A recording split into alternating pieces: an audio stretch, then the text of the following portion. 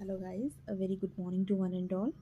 So in previous class we were discussing about sentence.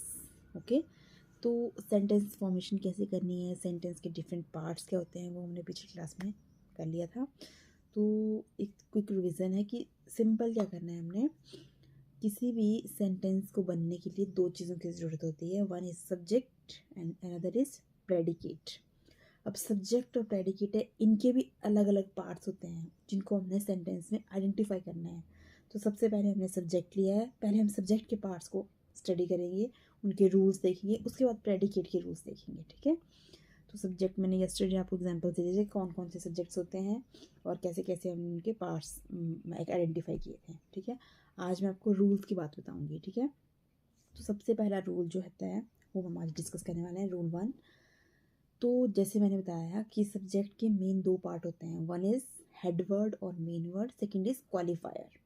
ठीक है, और क्वालिफायर के फर्दर 3 पार्ट्स होते हैं। क्वालिफायर जो वर्ड होगा उसके 3 पार्ट होते हैं, डिटर्मिनर, एडजेक्टिव और एडजेक्टिवल फ्रेज।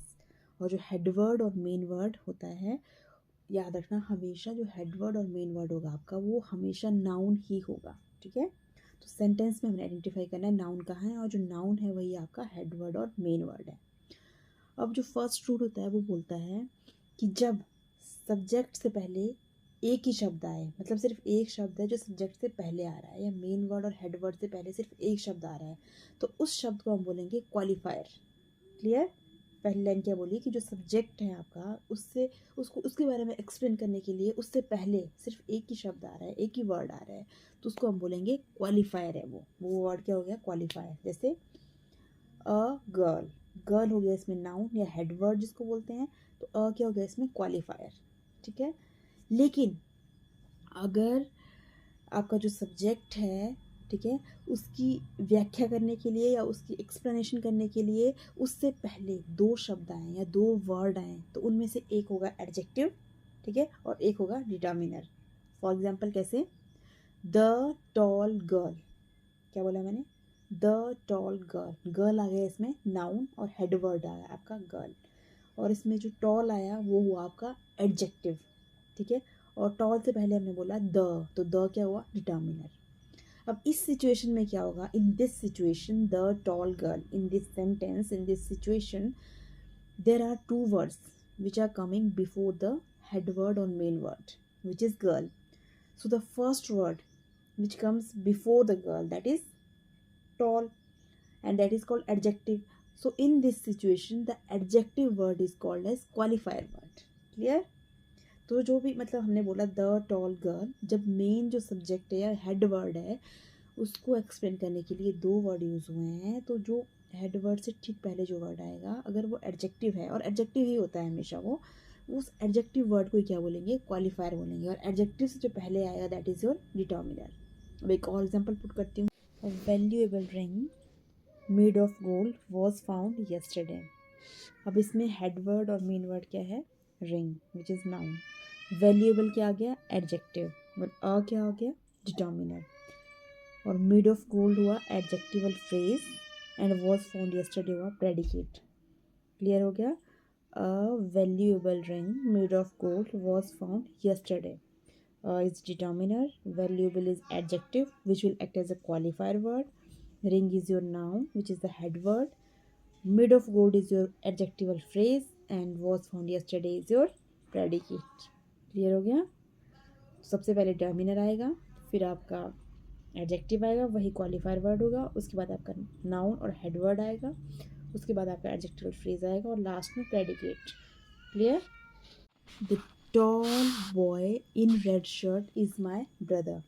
अब इसमें हमने आइडेंटिफाई करना है हेड वर्ड क्या है, तो हेड वर्ड है इसमें बॉय, नाउन है ये, और इसके ठीक पहले क्या आ रहा है? टॉल। टॉल क्या है? एडजेक्टिव जो कि क्वालिफायर वर्ड का काम करेगा, और द क्या है? डिटर्मिनर। और इन रेड शर्ट क्या है आपका? Adjectival phrase. तो एडजेक्टिवल फ्रेज किसके बाद आ रहा है? जो आपका बॉय है उसके बाद आ रहा है आपका एडजेक्टिवल फ्रेज। तो हमेशा सब्जेक्ट के बाद में क्या आता है? Adjectival phrase. तो the tall boy sorry in red shirt is my brother, is my brother क्या हो गया? प्रेडिकेट। क्लियर हुआ? तो जब भी हमने फर्स्ट रूल बोलता है कि आपका जो हेड वर्ड और मेन वर्ड होता है वो हमेशा नाउन होगा। और उसकी एक्सप्लेनेशन देने के लिए जब दो वर्ड यूज़ हो रहे हैं उससे पहले, तो जो ठीक उससे पहले सब्जेक्ट से जो पहले वाला वर्ड है वो होगा क्वालिफायर, और जो सबसे पहले यूज़ होगा दैट इज़ योर डिटर्मिनर, और जो एडजेक्टिवल फ्रेज होता है वो हमेशा सब्जेक्ट के बाद में यूज़ होता है। क्लियर?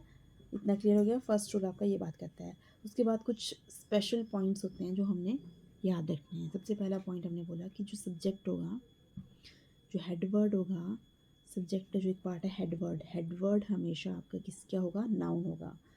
और हमेशा जो हेडवर्ड से पहले दो वर्ड यूज़ हुए होंगे तो उसमें एक एडजेक्टिव होगा और एक डिटर्मिनर होगा। तो हमेशा जो एडजेक्टिव होगा वही क्वालिफायर वर्ड होगा। क्लियर?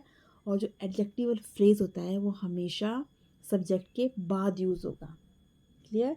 एडजेक्टिवल फ्रेज कब आएगा? हमेशा आपका जो मेन सब्जेक्ट है, जो हेड वर्ड है, उसके बाद में यूज़ होता है। क्लियर? और सब्जेक्ट आपका जो होता है वो आपका इन्फिनेटिव भी हो सकता है, जीरंड भी हो सकता है। इन्फिनेटिव मतलब जैसे कुछ ऐसे सब्जेक्ट होते हैं जिनके आगे टू लगा होता है, और कुछ होते हैं जिनमें आई एन जी लगा होता है, वर्ब के साथ में आई एन जी लगेगा, तो इनको भी एज अ सब्जेक्ट हम यूज़ करते हैं। इतना याद हो गया? आई थिंक इतना आपको समझ आ गया होगा। जनरल सी मैं एक्सप्लेनेशन देता हूँ। सबसे पहले हर एक सेंटेंस में सबसे पहले क्या आएगा? डिटर्मिनर आएगा। उसके बाद क्या आएगा? एडजेक्टिव आएगा। एडजेक्टिव ही क्या होगा? क्वालिफायर होगा। जो नेक्स्ट आएगा दैट इज़ योर हेडवर्ड, और वही आपका क्या होता है? नाउन होता है जो हेडवर्ड होगा। उसके बाद क्या आएगा? एडजेक्टिवल फ्रेज आएगा, और एडजेक्टिवल फ्रेज के बाद में आपका प्रेडिकेट आएगा। क्लियर? आई थिंक आपको फर्स्ट रूल अच्छे से क्लियर हो गया होगा। So that's all about the first rule of making sentences. In next class, we will discuss the other rules of making the sentences. So please like, share, subscribe my channel, and don't forget to watch my every video which is very informative and which will be helpful for you, for your kids, for your family. So please like, share and subscribe my channel. Thank you and have a nice day.